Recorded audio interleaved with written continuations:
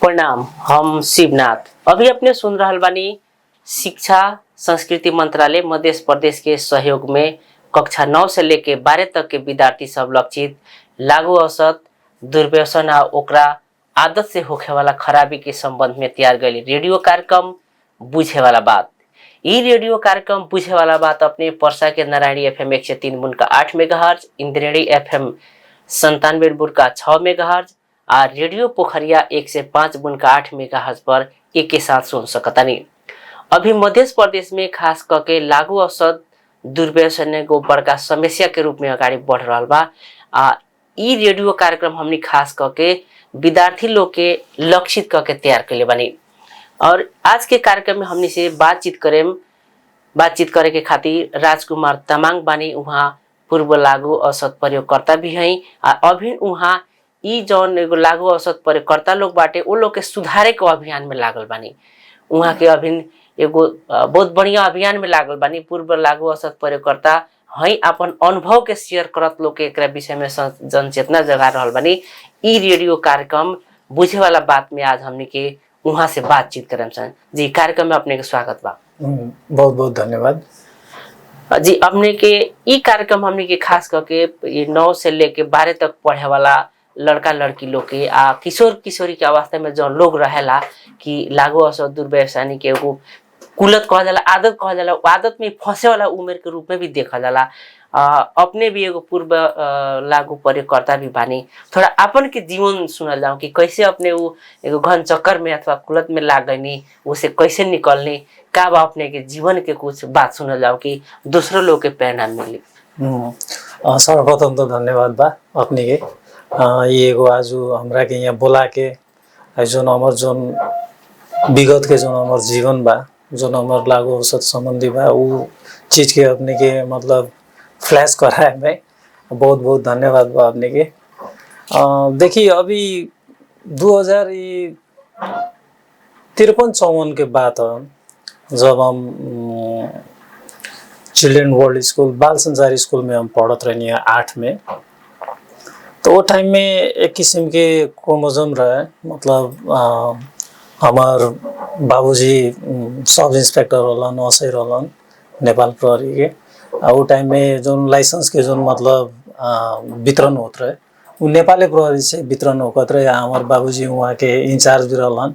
तो वो लाइसेंस के हम मतलब छोटा मोटा जेंगे मेडिकल होकेला, मतलब छोटा मोटा लाइसेंस के काम भी हम करत रहनी, हम पढ़ाई भी करत रहनी। तो उस हिसाब से हमारे हाथ में मतलब पैसों के मतलब ज़्यादा मतलब खिलावे के मिलत रहे। जब हम 8 में बाल संचार में पढ़त रहनी है तो हमारे एगो मतलब कहीं ना एगो प्रेम संयोग कहीं जी, वो प्रेम में हम मतलब एगोड़ा से हम पढ़ गल रहनी है। वो प्रेम के चक्कर में हमारे 2 महीना 3 महीना ले ओकरा से मतलब प्रेम भइल। प्रेम के बाद 2 महीना 3 महीना के बाद हमार ओकरा से ब्रेकअप हो गल। तो ब्रेकअप होकला के बाद हमरा के ये लागल कि हमार अब जिंदगी में कुछ हैले ही नहीं खे, हमार लाइफ में अब कोनो एमे नहीं खे। मातारी बाबू सोसाइटी अपन जो साथी सर्कल संगत कोनो चीज के हमरा के ना देखावे। वो टाइम में एगो हमार संगतिया रहे, हालांकि वो संगतिया अभी नहीं कन, वो जीवित नहीं कन, मर गलन।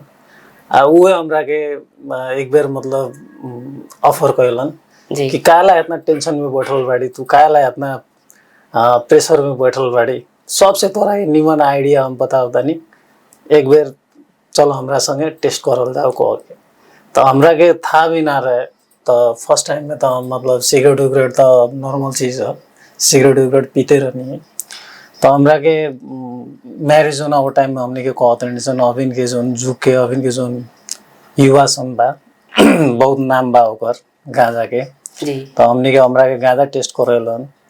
तो एक बैग जोन पहले हम जो गांजा पीले रहनी ओकर बाद हमरा के मतलब ऐसा ना चक्कर आयल कि हम 2 घंटा 3 घंटा ले बेहोशी हो गई। तो 2 घंटा 3 घंटा के बाद जब होश आयल तो एगो हमरा के मन में लागल कि ओहो हाँ ये चीज़ वाकई में काम करता है। हमारे जितना भी दुख रहे, दर्द रहे, तनका टेंशन रहे, वो तनका रिलीफ हो गल कह के वो हमरा के आवाज पल। तब होकर बाद धीरे धीरे अब मतलब दिन में एक दिन में कभी डोज बढ़ते गए। हफ्ता में 2 दिन, हफ्ता में 3 दिन 4 दिन, अब करते करते करते करते अब उ डोज बढ़ते गए। मतलब उ एगो मतलब समटाइम्स रहे, कभी काल पिए वाला आदत रहे। जी तब जाके अब हमारा अब हैबिचुअल हो गई, हम मतलब आदत में पड़ गई। तो आदत में पड़ला के बाद अब कथी होकेला कि एगो जो स्टैंडर्ड होकेला, नशा के भी स्टैंडर्ड होकेला।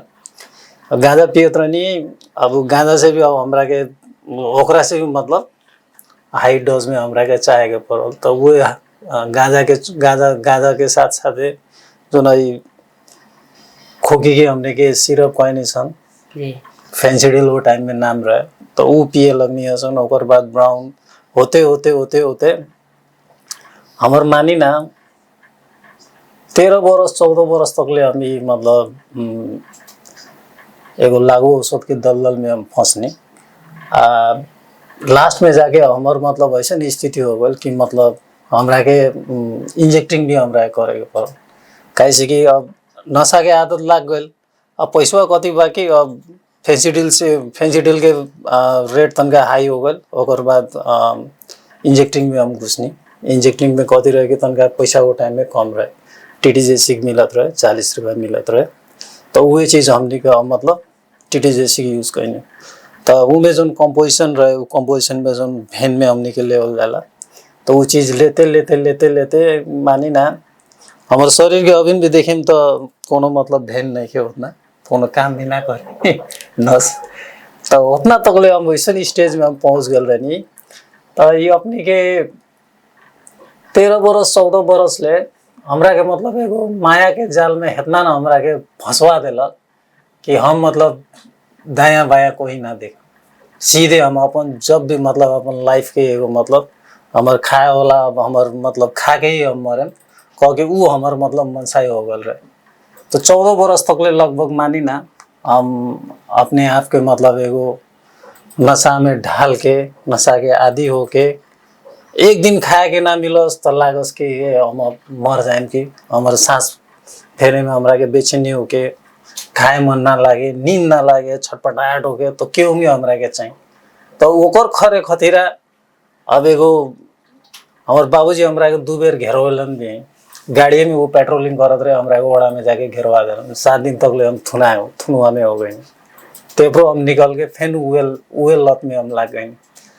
तब हम ही ना सोच ले रहे कि मतलब एक दिन के जो मजा बा वो मजा हमरा के 13 साल 14 साल ले हमरा के दलदल में घुसा के सजा मिली कह के हम उ ना मतलब काल्पनिक भी हम ना कहले रहनी। वो अवस्था में हम पहुंच गए रहनी। जी कैसे निकलनी, तो कैसे में से बाहर कैसे यू टर्न कैसे भइल? अभी तो अपने में से निकल के वैसा लागू प्रयोगकर्ता लोग के समझा रहल बानी, वो लोग के पुनर्स्थापना केंद्र में सियार सुसार कर रहल बानी, सचेतना फैला रहल बानी, कैसे यू टर्न भइल जिंदगी में? अभी एकरा के हम मतलब कथी कही हमरा के अपने समझ में नहीं आवत। एक टाइम के बात हो, हमर माई हमरा के जब भी रात में सुते के टाइम में टॉर्च बार के देखस कि हमर बेटा के सांस चलता कि ना, हमर सांस देखस। हम मरे वाला स्टेज में मतलब एकदम पतुर स्टेज में आ गल रहनी। तो जब भी हमरा के देखस कि कहे मेरो छोरा जिंदे छ, जिंदा बा कि मर गल बा कह के उ एगो मतलब हमरा के उ चीज के एकदम मतलब ध्यान आवेला। आ दूसर का बात जब हम मतलब खा पी के हम बढ़ गए, हमरा के भूख एकदम जोर से लागल रहे। का जान ओजन भंसार में ओजन कूड़ा उड़ा फेंकल रहे, तो वो कूड़ा उड़ा फेंकल में हमें के झपा के अब का जान हम खात रहनी कि कथी कर देनी। वैसन स्थिति में भी हमार माई हमरा के उठा के लेके अइलक। तब हमार माई कहलन कि अभी एकरा के अभी एंगे छोड़ देवल जाती मर जाई कह के। तो हमरा के अभी भी हमरा के याद बा 2069 साल के पूस के 28 गते जनवरी 10 रहे 2013। तो सानो पाइला जोन संस्था बना सामुदायिक मनोस्थापना केंद्र हुए से 2-3 गोड़ा सर सन आइल सन हमरा के उठा के ले गए। हमरा के हम जाके मतलब मन में ना करे तो हम अपन जाए के टाइम में भी हम अपन मुड़ी पटकी देवाल में पोल लट्ठा में मुड़ी पकड़ी हम कहे कि हमारा अधिकार खाए पिए के, हमरा कायला ले जाता जबरदस्ती कह के। तो तेपरो नाम हमारे एको बस ना सुनलक, हमरा के जबरदस्ती उठा के ले गल। सब गई नी रियाब में नशा मुक्ति केंद्र सुधार केंद्र में गई नी तो एगो हो गेला न कि दूसर दूसर जितना भी आदमी रहसन ओकने के क्या मजा से खात रहसन पियत रहसन सुतत रहसन हम इतना मतलब एगो पतुर अवस्था में पहुंच गल रहनी कि हमरा के ना निमन से सुते के मिलस नींदे ना लागस हाथ गोड़ खाली मतलब झंझनात रहे आ रात में सुते के टाइम पे भी सब कोनो खराटा मार के सुतस हमरा के नींदे ना लागस शुरू शुरू में कोई नहीं पुनर्स्थापना केंद्र में शुरू शुरू में जी ओकर बाद खाना मतलब ओकने के प्लेट में रख के पूरा पहाड़ खानी बना के खाना खाए हम 2 गाछ 3 गाछ ले खाए ना सकी तो हम कभी कभी वो टाइम में हम अपन भगवान से भी दुआ करे कि ए भगवान हमरा के कैसन सजा मिलल भाई ना हम निमन से सुते सकतानी ना हम निमन से खाए सकतानी ना हम निमन से उठे सकतानी तो वो टाइम में जो मतलब रियाब में जो एगो प्रोग्राम होकेला जो प्रार्थना होकेला ध्यान होकेला योगा होकेला तो वही चीज के हम धीरे धीरे फॉलो करते करते करते करते 30 दिन 35 दिन ले हमरा के लागल तनका एगो नॉर्मल बॉडी में ले आवे के हमरा के तो 30-35 दिन के बाद जब हम नॉर्मल बॉडी में आइनी तब हमरा के लागल कि हाँ कि अब हमारे जीवन के पॉइंट अब चेंज होता था हमारे जितना भी सोच रहे हमारे जितना भी नशा खा के मरे के जो सोच रहे अब वो धीरे धीरे जब वो कालू के दिन में वो हमारे दिमाग में पूरा मतलब नशे खाली रहे अब नशा हटते मात्र अब घर के एगो मतलब बड़ बेटा हाँ कि ना घर के बड़ बेटा आई अब हमरा के तनका जिम्मेवारी लेवे के पड़ल कह के उ किस्म के हमरा में ध्यान आयल आज हमार लगभग मानी ना हमार 12 वर्ष पूरा हो गल तो 2013 जनवरी 10 में हम गए रहनी आज 2025 12 वर्ष पूरा करके हम 13 वर्ष में हम लागत हनी तो उ टाइम से हमरा के अभी लागल कि नशा के जो 14 वर्ष हम अपन जो दलदल में अपन जिंदगी जो बर्बाद कैनी अब एकरा के ना करेम कह के ये दिन में हम कमिटमेंट कैनी ओकर बाद हम अपन जो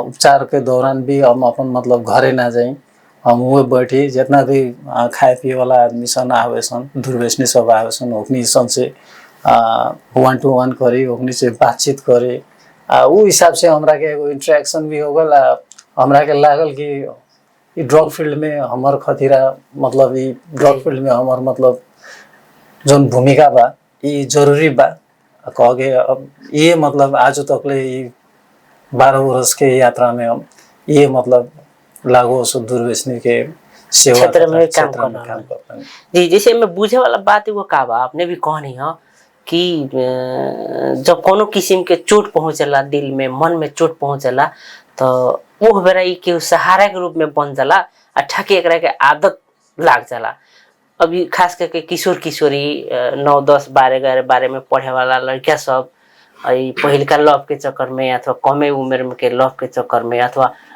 बिजनेस व्यापार में भी ना होखला पहुंच अथवा रोजगार ना भइल बढ़िया कि कने के हम दिल में चोट लागल एक आदमी आयल कि ऐसे भर्ती हो जाए तो चोट पूरा हो जाए कह के अपने के फंस गई तुरंत के खातिर का कहे भी जौन अभी भी इतना जनचेतना जगैला के बावजूद भी इतना प्रचार प्रसार के बावजूद भी अभी एमे लोग लाग रहल बा कहीं ना फंस रहल बा कुलत में जा रहल बाटे वो लोग के का करे वो लोग के बुझे वाला का बात बा अपने के जिंदगी से देखिए अभी में अब कथी कहल जाओ कि जो तथ्यांक भी जनगणना में भी कथी देखा होता है कि हमने के जो नेपाल के जो सिनारियो रहे जी आज 2063 से देखे तो बहुत कम मात्रा में लगभग 30,000 35,000 ले रहा है आज 81 तक ले आते में देखिए अपने के 1.5 लाख से भी ज्यादा हार्ड ड्रग यूजर बा नेपाल में खाली तो अब इनके जो मतलब युवा युवती सुन जन बाड़ा सन हमने के टाइम में जितना भी एगो मॉडर्न जमाना ना रहे इतना अब इनके जो जमाना बा अब इनके तनका मतलब मॉडर्न टाइप के जमाना बा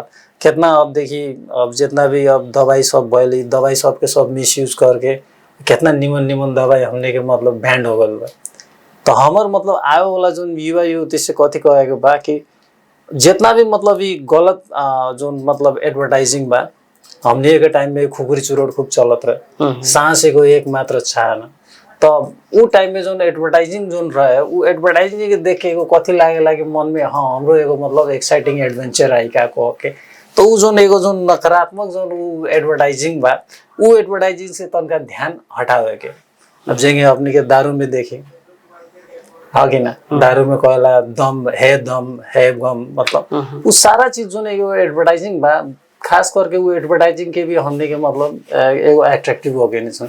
गांजा के बोल, चूरन के बोल, उनमें कथी कहल सन कि ई पड़ ई खाइल जाला तो आदमी तनका एनर्जी आया अथवा बुद्धिमान अनेक किस्म के बात तो मैं जी जी।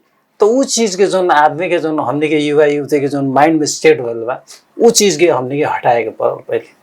ई चीज पहले अपने के ध्यान देवे के पड़ल कि उ गांजा पी के हम 2 दिन 4 दिन 5 दिन 10 दिन 1 महीना 2 महीना हम टैलेंटेड हो गए जी, माने होकर बाद हमर भीतर जितना भी टैलेंटेड बा, एबिलिटी बा, हमरा लगे जितना भी कला बा, उ चीज धीरे धीरे अपने के खत्म हो जाए, खत्म हो जाए जी। अब जैसे अपने भी कहनी हो कि साथी के भेटल जौन बड़ा हमरा दिल में चोट लागल, साथी भेटल उहे हमरा के गम भुलाए के खातिर उन्हें करिया धकेल देलक। अब ई उम्र में जौना उम्र के समूह ई ज्यादा एमे पढ़ेला लोग, जाता ई आदत में जाला लोग, उ उम्र के समूह एगो साथी पर ज्यादा विश्वास भी रहेला। अपन दुख सुख सुनावेला वो बड़ा तो माई बाबू तो अपने के एथी खनिया बुझाई लोग, दुश्मन खनिया, साथी थोड़ा सबसे घनिष्ठ रही, लंगौटिया घनिष्ठ रही।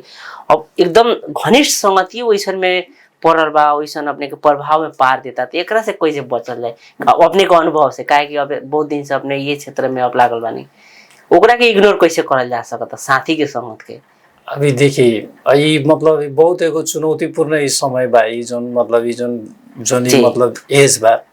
कैसे कि अधिकांश हमने के भी जोन रियाब में जितना भी आदमी सन आवेला सन उ पीयर प्रेशर से आवेला सन। मतलब पीना रे तोरा के हमर दोस्ती के कसम बा, तो मरद ना आई कह के जोन पीयर प्रेशर एक किस्म के जोन बा, उ मतलब हमने के मधेसी समुदाय में बहुत अभिन भी हावी बा, बहुत हावी बा। मतलब एगो होकेला न एगो चैलेंजिंग खानी एगो मतलब यूज करे ना होखेला एगो जोन टाइप के बा। जी जी जी। तो यूज ना करे सकबे, हम ना करे सकबे कह के उ किस्म के जोन मनसाय बा, उ मनसाय भी हमरा के लागेला कि कहीं ना कहीं आवे वाला जोन युवा युवती बा होकनी के धकेला था। माने दूसर बात कथी समझे के पड़ल कि कोनो भी चीज के एगो मतलब कही ना कोनो भी चुनौती देता तो उ चुनौती के हमने के निमन से पहले बुझे के चाहिए कि ई चुनौती हमर खतीरा निमन हो कि खराब हो, ई चीज हमने के बुझे के पड़ल।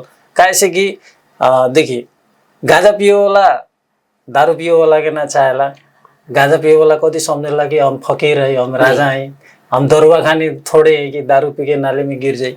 दरुआ वाला कथी कहे कि अग्नि के गजड़ी खानी टापे खानी थोड़े है। तो एक गोड़ा के एकनी के जितना गोड़ा भी बड़ा सन सबके कंपटीशन बा, सबके अपन अपन तुलना बा, सबके अपन अपन कैटेगरी बा, अग्नि के अपने मतलब एगो अहंकार पाल के बैठल बा।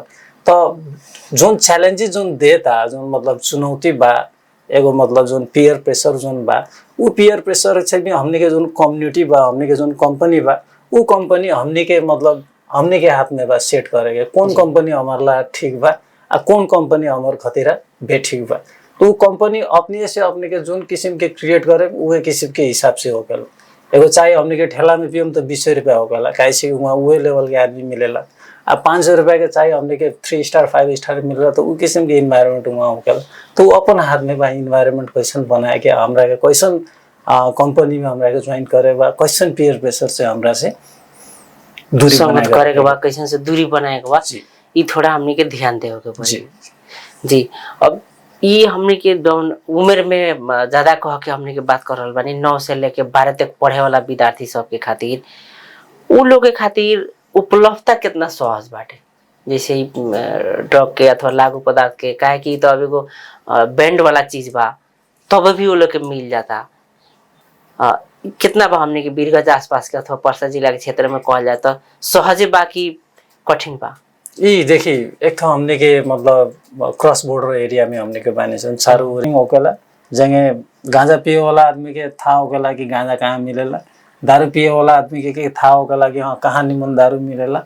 आ जोन मतलब लागू औषध जोन प्रयोग करता बा उ लागू औषध प्रयोग करता के था रहे लागी ई मतलब जोन मतलब हमने के जोन मतलब सब्सटेंस बा उ सब्सटेंस कहाँ मिले कह के उ होगने के नेटवर्किंग के मार्फत से मिलेला आ उ सहज रूप से मिलेला। अब इन तो सब कोनो गूगल में देख के अपने के सब कंपोजिशन देखते तारा सन।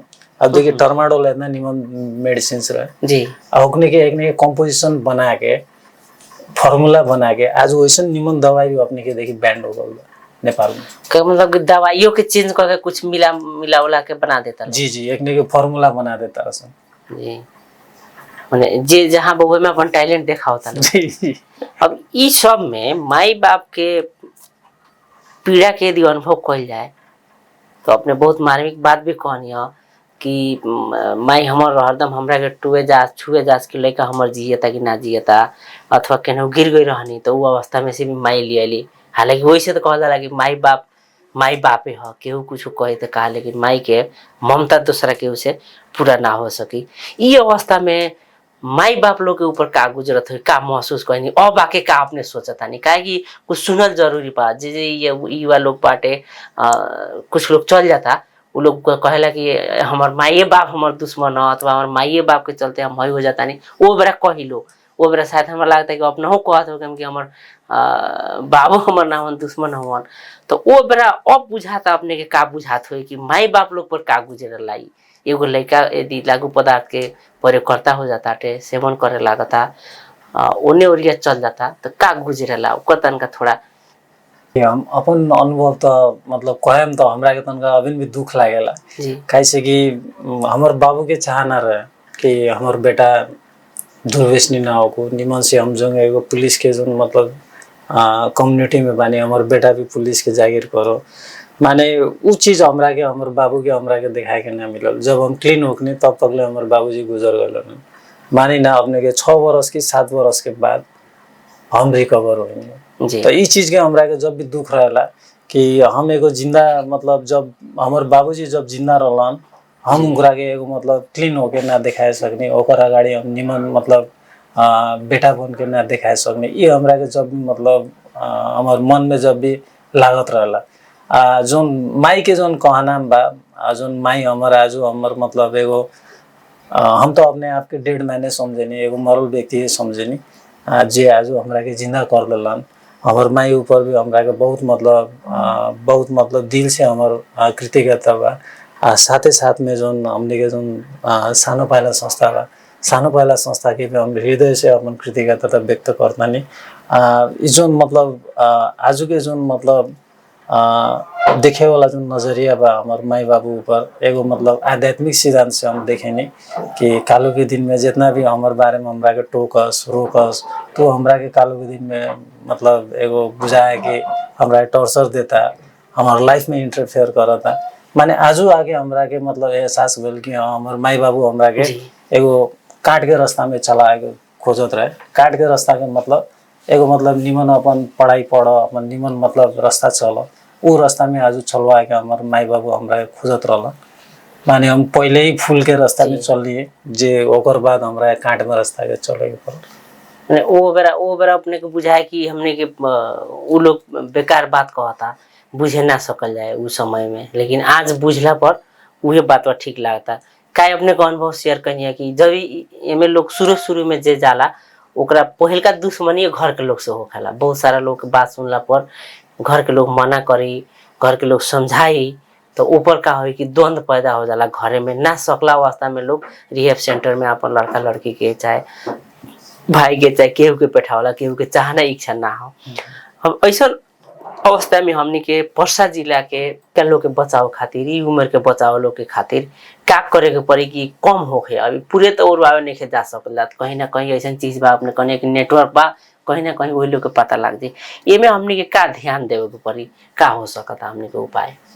देखिए सबसे बड़का बात तो जो मतलब हमो बिगड़े वाला जो अपन समय कहते हैं 10 से जो 4 रहा अपन मतलब स्कूल टाइम हम बितावत रही, तो 4 बजे से जो मतलब हमने के जो फ्री टाइम बा, वो फ्री टाइम के हमने की यूटिलाइज करल जाए। कैसे कि जो छौड़ी बाड़ा सन घर के जो मतलब लेडीज सब गर्ल सब बाड़ा सन, ओकरे के 4 बजे मात्र अपन घर दुआर पोछा लगाइए सन, खाना वाना बनाइए सन, घर के काम करिए सन, अपने के मैच्योर हो जाइए सन। माने छौड़ा संगे कथी बा जाते मात्र 4 बजे जाते मात्र हमने के बैग वैग फेंक देने सन, हमने के वो टाइम में अपने के कंपनी क्रिएट करे सन। तो जो 4 बजे से जो समय बा, उस समय में हमने के जो अपन भीतर जो स्किल बा, जो चीज के अपने के सीखे वाला रुचि बा, चाहे कोनो मतलब एगो मतलब आर्ट्स हो, डांस हो, कोई कोनो चीज हो जो अपन लाइफ स्किल प्रोग्राम हो, वो प्रोग्राम में आवे वाला जो युवा युवती बा उन्हीं सन के उ चीज में ध्यान देवे के पड़ल। आ रहल सवाल जो मतलब ई जो लागू औषध के जो विषय में, हमनी के भल कहनी है कि माई बाबू देख लेला खायल पियल तो मतलब लड़का के मतलब बहुत बुरा लग जाए। तो बुरा लगला के बाद स्वाभाविक बात हो उतनी कति सोचेला सन कि हम मतलब फलना रामे खानी ना है या हम फलना लक्ष्मण खानी ना है, हम एक बार यूज कैले बानी एक बार खैले बानी कथी हो जाए, हम फलना खानी थोड़े हो गए। तो उहे बात हुआ कथी हो के लगी वो जाके बाद में जाके फंस जाए। हमने के कालो के दिन में प्रयोग करम तो ओंगे कहत रहनी कि हम मतलब एक बार कहले से का हो जाए। हाँ एक बार कहला से कथी हो सम टाइम कभी काल कोई नहीं माने उहे सम टाइम्स कथी हो के लगी हैबिचुअल हो के आदत पड़ जाएला। तो एगो जो ड्रग्स बा drugs is not a child play, ई मतलब ई एकर जंजाल बहुत बड़का बा। ई एगो बड़का मैग्नेट हो चुम्बक हो। आ होकर अगाडि जोन भी युवा युवती हमने के माने छन् एगो छोट काटी खानी आइछ एगो सिया खानी आइछ हमने कभी भी होकर मतलब तान लितो में से बराबरी ना करे सकम से। जी अब अभी के जैसे अपने में लागू औषध परिकर्ता भइनी ओकरा बाद रिहैब सेंटर में गइनी रहनी, अभी अपने की जिंदगी कैसे बीत रहल बा? देखिए हमरा लगे तो अभी मतलब हमर एगो सुंदर अभी माई बा एगो सुंदर बीबी बा एगो हमर ब्यूटीफुल बेटी भी बिया जी। एगो ई सोचे नहीं तो कभी कभी हमरा के सपने लागेला कि हमरो शादी हुई कि घर बार हुई कि ना, तो सबके मन मार देले रहनी अपने सब चीज के मन मार देले अभी के जोन जीवन बा एगो एज मतलब नॉर्मल एगो हैप्पी लाइफ हम जियत हनी। जोन भी मतलब घर में एगो बीवी बा बेटी भी है एगो खूबसूरत जोन जीविका जोन दैनिक हमारे जोन जीवन बा दूरवेशनी के जितना भी फैमिली बड़ा सन दूरवेशनी भाई बहन बड़ा सन अभी हमारे काम ही है कि एगो लाइफ सेविंग प्रोग्राम हमने के चलाता नहीं सन, कितना गोड़ा के सिंदूर बचाता नहीं सन, कितना गोड़ा के माई बाबू के अनाथ होके से लाइफ मतलब सेव करता नहीं सन, मोटिवेशनल करता नहीं सन, काउंसलिंग करता नहीं सन, ट्रीटमेंट देता नहीं सन। अभी के जो लाइफ बा ये हमारे दिनचर्या ये बा। जी आज बातचीत करल बनी सन लागू औषध एकर असर के विषय में कैसे में फसल जाला एकरा बाद में कैसे निकल जाई अथवा एकर लाइफ के विषय में एकर नुकसानी के विषय में भी हमने के बातचीत करल बनी सन। खास करके पर्सा में इस क्षेत्र के आसपास में अपने भी कहनी है कि हमने के खुला भंसार फैला के चलते खुला नाका फैला के चलते कितना लोग तो ओह पार जाके या फिर प्रयोग करके ये पार चला वाला ओमे तो पुलिसो प्रशासन के कोनो कुछ लागे वाला नहीं खे काहे कि जाइए उन्हें से चले जाने के चलते भी हमने के एथी बाटे। अभी हमने की बातचीत के क्रम में और का कहें जौन की बात हमने से कहे के पूछे के अपने से छूटल हुई है एगो लागू औषध पूर्व प्रयोगकर्ता के रूप में का कहे के चाहे हमरा के एमे तीन गो चीज कहे के बा। पहले का बात कथी हो कि हमने के कितना बेर मतलब इंडिया में जोन इंडियन पुलिस भइल कस्टम भइल अपने से भी बात कैले रहने सन तो हुए के मतलब हाकिमी हमने के कहला कि हमने कितना बेर कहनी सन कि इस चीज के तू अपन बैंड आप लोग ये बैंड कीजिए। तो वहां से क्या चीज का उधर से होने से कथी मैसेज आया था कि कहा था कि मतलब तुम लोग भी नेपाल में इलीगल रूप से दारू बेच रहे हो दारू को बैन करो। तो मतलब ये देखिए अभी मतलब एगो ये जो कन्वर्सेशन भाई कन्वर्सेशन मतलब नहीं मिला कैसे कि वो मतलब इलीगली दवा बेचता बिहार में मतलब इलीगल दारू ना मिली हमने के नेपाल में बेचता। तो ये चीज से एगो मतलब जो कोऑर्डिनेशन बा जो ऊपर के जो कोऑर्डिनेशन बा वो कोऑर्डिनेशन के तनका नेपाल सरकार भारतीय सरकार ये चीज के मतलब कोऑर्डिनेशन निमन से मिला। दूसर कथी बा कि अपने के जोन मतलब ये कथी कहला जितना भी नाका बा जितना भी भंसार नाका बा वो नाका में मतलब हमने के जोन मतलब एगो स्कैनर सिस्टम एगो मतलब लाग जाए तो बहुत बढ़िया रही कैसे कि हमने के लगे उतना मतलब सिस्टम नहीं के तेपरो जोन जाए वाला जोन स्कैनर हो जाए तो उनमें से भी हमने के स्कैनर से भी था लग जाए कि कथी बा कथी नहीं के। तीसर का बात कथी हो कि जोन भी मतलब लागू औषध प्रयोगकर्ता पकड़ा जाता रसन अभी 1200 से भी ज्यादा मतलब जिला मतलब वीरगंज कारागार में बा। तो वो होने के जब पकड़ा जाता रसन तो होने के मतलब खास करके पहल के मतलब ओकरा के मतलब एगो मतलब सुधार केंद्र में या रिहेबिलिटेशन सेंटर में पहल करे के मतलब एगो मतलब पहले होने की सुविधा दी पना कितना हालांकि अपना ही के जीवन से अपना ही के जौन हमने के जीवन के जौन बातचीत बा वही से हमने के था लाग जाता अथवा बुझ जाए कि एक संभावना बाटे अपने ओकर उदाहरण में, तो यो अपने के मन में का लागता है, एकर आशा या पुनर्जीवन के संभावना बाकी ना बाटे? देखी ये आशा के तो इमे पूरा बात बा, कैसे कि खाए पिए वाला आदमी सन भेड़ा खाने हो गया सन जी। भेड़ा मतलब 10-15 को भेड़ा एक एक मतलब ट्रैक से पुल से जात रही है, अगर एगो भेड़ा गिर जाई तो सारा भेड़ा हुआ कूद जाइए सन। तो हमने के जो लागू औसत प्रयोग करता भी वैसे के जेंगे राम छोड़े सकता तो लक्ष्मण काहे नहीं के छोड़े सकत, कह के ऊ किस्म के एगो मतलब भाव रहेला। तो ऊ ओकरे देखा से कि हमो मतलब कालू के दिन में हमरो आज मतलब वीरगंज में भी देखें तो 400-500 से ज़्यादा रिकवरिंग बड़ा सन जी। मतलब जो पूर्व लागू औसत प्रयोग करता बड़ा सन, बिजनेसमैन बड़ा सन, बहुत बड़का बड़ा सन अभी भी। तो होकनी के देखा से कि हम भी मतलब अपन मतलब राह में चलनी कालू के दिन में पिए के टाइम में भी होकनी के देखे होकनी के खा तारसन पिए तारसन कह के ऊ चीज़ के देख के हम मोटिवेट बनिए। आज के दिन में होकनी के छोड़ के मतलब एगो हैप्पी लाइफ जियता तो हम भी जिए सकम कह के वो किस्म के धारणा बना के आज हम चलनी तो वो चीज़ पूरा बोल था। तो हमरा के लागे कि में आशा के मतलब पूर्ण संभावना बाटे, पुनर्स्थापना हो सकता। खैर अपने भइल भी बानी, उदाहरण भी बानी, जौना हिसाब से जौना संघर्ष से लोग फंसता वैसे उदाहरण देख के एमे से निकल भी जागल जाता। जी, बातचीत करनी, अपन अनुभव शेयर करनी, जौना से नया युवा लोग के अथवा जे भी कुलत में फंसे के ओरिया जा रहल बा हो सकता संभावित वो लोग खातिर ई अपने के बातचीत प्रेरणादायी हो, ई लोग बात बुझो कह के हम आशा करता नहीं अपने बातचीत करनी समय देनी ओकरा खातिर अपने के बहुत बहुत धन्यवाद। बहुत बहुत धन्यवाद अपने के भी। हम ये कहें लास्ट में कि एगो मजा खतीरा अपन जो सजा बा घर फैमिली के जो दशा बा उ चीज़ के अपने के पहले पहल करी। कालू के दिन में जो एगो राजकुमार तामाङ रहे, आज के दिन में आवेला जितना भी युवा युवती बड़ा सन हम जेंगे मतलब एगो दलदल में घुसनी है वो दलदल में राउर लगन मत घुसी कह के हम ये विनम्र कहता नहीं कह के धन्यवाद। जी धन्यवाद। श्रोता मित्र अभी अपने सुन रही पर्सा के Narayani FM 103.8 megahertz, Indreni FM 97.6 megahertz और रेडियो पोखरिया 105.8 मेगाहर्ज में शिक्षा और संस्कृति मंत्रालय मध्य प्रदेश के सहयोग में कक्षा 9 से लेकर 12 तक के विद्यार्थी सब लोग के लक्षित कैल लागू पदार्थ दुर्व्यसना ओकरा आदत से होखे वाला खराबी के संबंध में तैयार कल गई रेडियो रेडियो कार्यक्रम बुझे वाला बात। ये कार्यक्रम आज की खातिर इतना ही। दूसर का दिन हमने के फिर दूसर विषय में बातचीत करबे करम, तब तक के खातिर विदा होगतानी। प्रणाम।